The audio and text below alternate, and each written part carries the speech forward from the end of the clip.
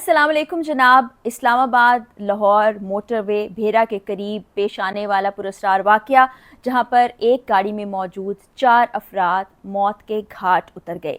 एक ड्राइवर जो कि गाड़ी चला रहा था वो बच गया। इसकी इन्फॉर्मेशन हमने आपसे शेयर की थी, लेकिन वो मुकम्मल इन्फॉर्मेशन नहीं थी क्योंकि कोई ऐनी शाहिद नहीं था, कोई देखने वाला नहीं था जो इस वाक़े को तफसील से बयान कर सकता। रेस्क्यू 1122 के साथ साथ पुलिस हुक्काम ने जो बताया वो मैंने इन्फॉर्मेशन आपसे शेयर की, लेकिन मज़ीद तफसीलात हम तक आई हैं।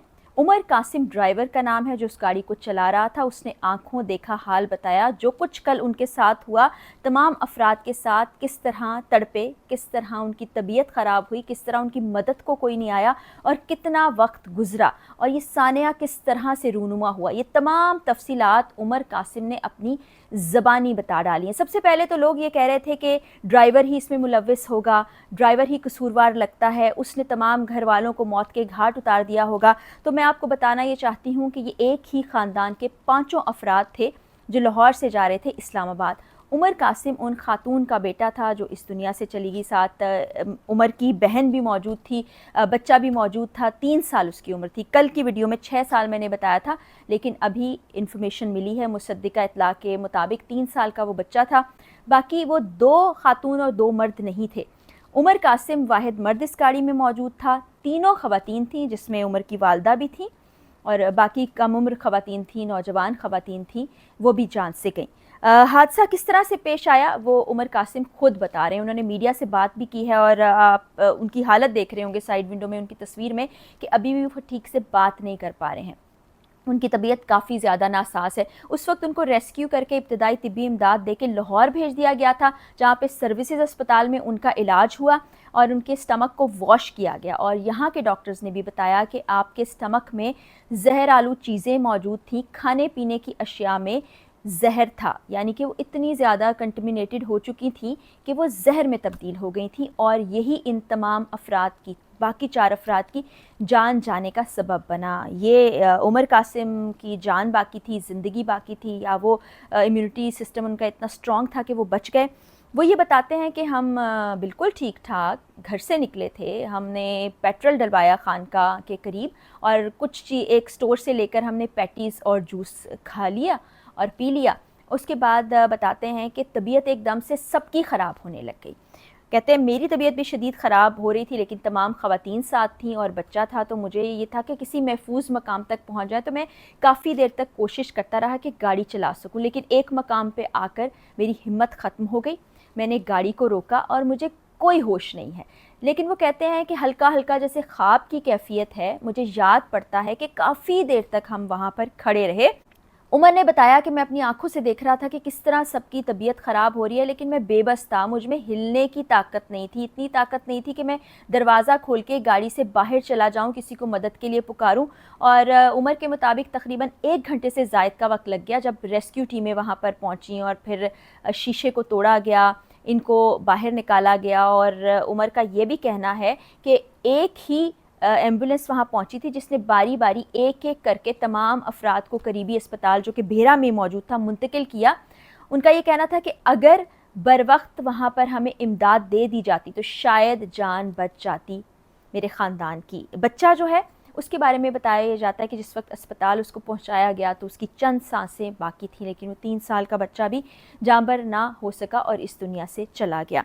उमर कासिम महफूज तो हैं इस वक्त, लेकिन आप उनके दुख और तकलीफ़ का अंदाज़ा लगाइए कि एक घर के 4 अफराद को उन्होंने खो दिया और वो बेबसी से उन तमाम अफराद को इस दुनिया से जाते हुए देखते रहे। वो मज़ीद बताते हैं कि मुझे बिल्कुल होश नहीं था। उस दौरान मुझसे जो पूछगछ की गई मैं सही से इन्फॉर्मेशन भी नहीं पास कर पाया, मैं बता भी नहीं सका, इसलिए एक मुअम्मा बन के रह गया ये मामला। एक पुरस्कारियत सब महसूस कर रहे थे कि न जाने क्या हो गया। उमर कासिम ने बताया कि जिस वक्त हम घर से निकले थे उस वक्त हम खाना खा के निकले हैं और हमने वो पैटीज़ और जूस के अलावा कोई और चीज़ कंज्यूम नहीं की और हमें नहीं पता था कि उनमें ऐसा कुछ होगा। फिर उन्होंने मज़ीद बताया कि पोस्टमार्टम हो चुका है तमाम बॉडीज़ का, बॉडीज़ उनके हवाले भी कर दी गई हैं, लेकिन वो कह रहे हैं कि बड़ी ही बेदर्दी से पोस्टमार्टम किया है। जिस वक्त बेजान अजसाम इनके सुपुर्द किए गए तो वो बताते हैं कि खून था उन पर और हमारे लिए ऐसा देखना बड़ा तकलीफ़ दे मामला था। स्टमक کا اگر سیمپل لینا تھا تو باقی باڈی کو کیوں اس طرح سے کاٹ پیٹ کا نشانہ بنایا گیا. لیکن ظاہر ہے آپ لوگ کو بھی پتہ ہے کہ پوسٹ مارٹم ایک میڈیکل پروسیجر ہے, اس میں کیا کیا کچھ ہوتا ہے, کس طرح سے باڈی کو کاٹا جاتا ہے. وہ تکلیف دہ تو ہوتا ہے لواحقین کے لیے, لیکن اس وقت یہ ہوش میں نہیں تھے, کچھ پتہ نہیں تھا. وقت کا تقاضا بھی یہی تھا کہ پوسٹ مارٹم کیا جائے, جو کہ کیا گیا. کل کی ویڈیو میں بھی میں نے آپ تمام دیکھنے والوں سے ایک بات کہی تھی کہ ہماری جان مال کا تحفظ اگر ہم یہ سمجھتے ہیں کہ انتظامیہ یا ادارے کریں گے تو یہ ہم کسی غلط فہمی کا شکار ہو رہے. بہت سے ایسے واقعات سامنے آتے ہیں, بڑے بڑے 5 اسٹار ریسٹورنٹس میں بھی ایسے واقعات ہوئے ہیں. کچھ بیکریز کا ایسا کھانا تھا جن کو کھانے کے بعد لوگ اس دنیا سے چلے گئے. تو ہمیں خود ہی اپنا خیال کرنا ہے, ایکسپائری ڈیٹ پڑھیں, چیک کریں کہ کس جگہ سے آپ کون سے جوسز لے رہے ہیں. فروٹی نام کا جوس تھا, یہ بھی میں آپ کو بتا دوں, لیکن اس میں میرا خیال ہے کمپنی نے تو اس پر اس کی ایکسپائری ڈیٹ لکھ رکھی تھی کہ جو بیچ رہا ہے اس کی ذمہ داری سب سے پہلے بنتی تھی. پھر عمومی طور پر ہم جب چیزیں خریدتے ہیں تو ایکسپائری ڈیٹ نہیں دیکھتے, تو ایکسپائری ڈیٹ دیکھ لیں. جہاں سے ہم کھانا کھاتے ہیں دیکھ لیں کہ اس کی کوالٹی کیسی ہے.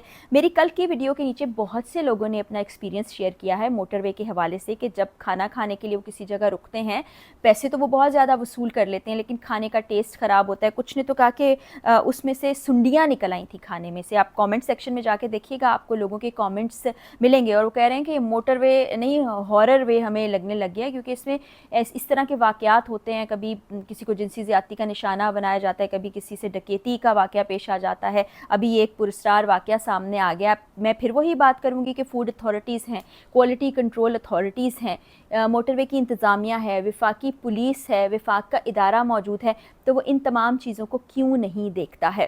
اور پھر ایک اور چیز جو کہ بڑی جلد بازی کا ہم مظاہرہ کرتے ہیں, ویڈیوز کے نیچے کامنٹس کر دیتے ہیں کہ چھپایا جا رہا ہے کچھ چیزوں کو. میں پوری کوشش کرتی ہوں کہ مصدقہ چیزیں آپ تک پہنچ سکیں. ہاں, ابتدائی معلومات میں کوئی رد و بدل اگر آتا ہے آگے چل کے تو وہ بھی میں شیئر کرتی ہوں. اگر آپ سے کہیں کوئی غلطی ہو جاتی ہے تو اس کو ماننے میں کوئی قباحت نہیں ہوتی ہے, لیکن کوشش یہی ہوتی ہے کہ آپ تک ٹھیک انفارمیشن پہنچائی جائے.